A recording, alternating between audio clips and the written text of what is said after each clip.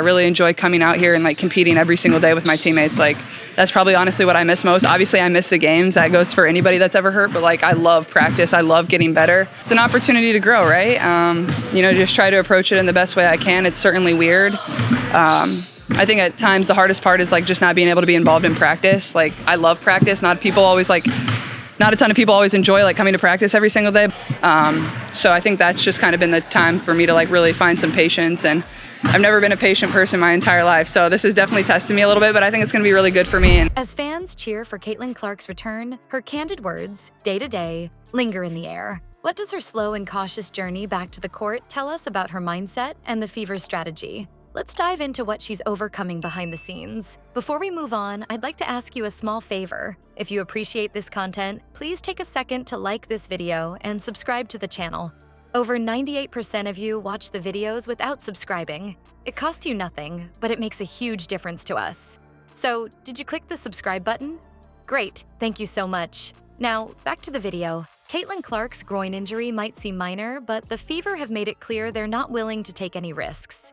She's already missed 7 games. Frustrating, sure, but it's part of a much bigger plan. This isn't about just one season or a single playoff push. I think just having good perspective is the best way to approach it. Like, yeah, you can be frustrated and whatnot, but, I think the medical team has done a really good job of, doing my rehab every single day, staying in a routine. Just try to be there for them, I think, has been my focus. And I think that can kind of distract you from not actually playing, is when you just focus on your teammates and, how can I serve them and help them. More than anything, I think just focusing on being a really good teammate, being there for my teammates, being a voice for them, because that's what I am when I'm playing. So you got to still be that consistent voice when I'm sitting on the bench. So I try to do that as much as I can for them. The Fever see Clark as their cornerstone, the future of their franchise, and they're treating her recovery like the investment it is. Her coach, Stephanie White, hasn't sugarcoated anything. They want her back at 100%, and they're willing to wait to make sure that happens. And of course, the timing couldn't feel worse for fans. The Commissioner's Cup, one of the most important games of the season, is just around the corner. A showdown game, prizes on the line, and no Caitlin? You can imagine how the Fever faithful are feeling. But here's the thing. The Fever aren't just thinking about one high-stakes game. They're thinking about every championship game Caitlin could lead them to over the next decade. It's hard to picture a metaphor that even comes close. If this team is a car, Caitlin isn't just the driver. She's the engine. Why risk taking her out on the road before she's fully tuned and roaring? That's why her practice sessions right now look... It's a unique perspective, when you're out there playing and actually in the heat of the moment, you don't always realize everything, you don't always see everything. You see things from a different perspective that maybe the coaching staff didn't see. Maybe might be a little bit different of a perspective than maybe our point guard is seeing, or, anybody on the floor is seeing. But yeah, I think it's taught me a lot. I've never been in that position before of like actually getting to watch. So it's certainly different. So I'm trying to, kind of be that connector between the coaches and then my teammates at the same time, whether, that's in the locker room at halftime, whether that's during timeouts of, things I see from the bench that... Different. Most of her time is spent in non-contact drills, focusing on form and precision without putting stress on her injury. No full court scrimmaging, no risky cuts, no chance of setbacks. It's not exactly thrilling to hear about what she's doing in training right now, but this cautious approach is the standard in sports medicine today. Teams have learned the hard way. Bring a player back too soon, and you're gambling with their long-term health. Here's what's really at stake. The Fever need her, yes, but the WNBA needs her too. She's not just a star. She's one of the brightest the league has ever seen.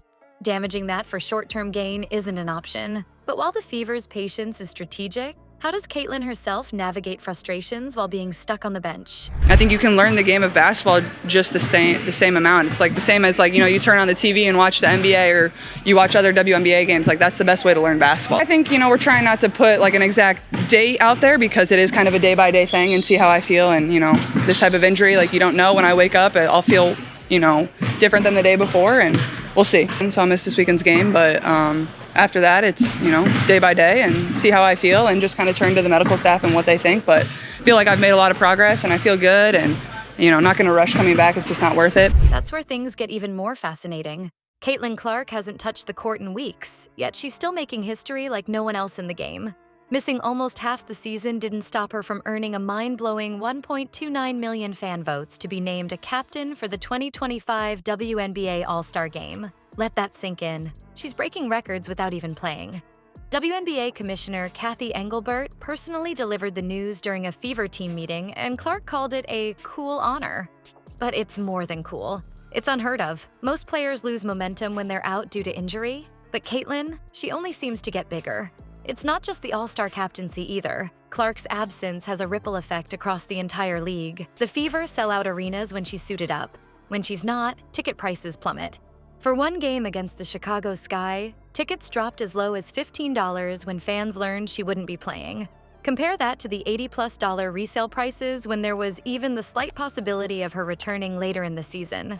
Caitlin doesn't just sell tickets, she drives the economy of the league.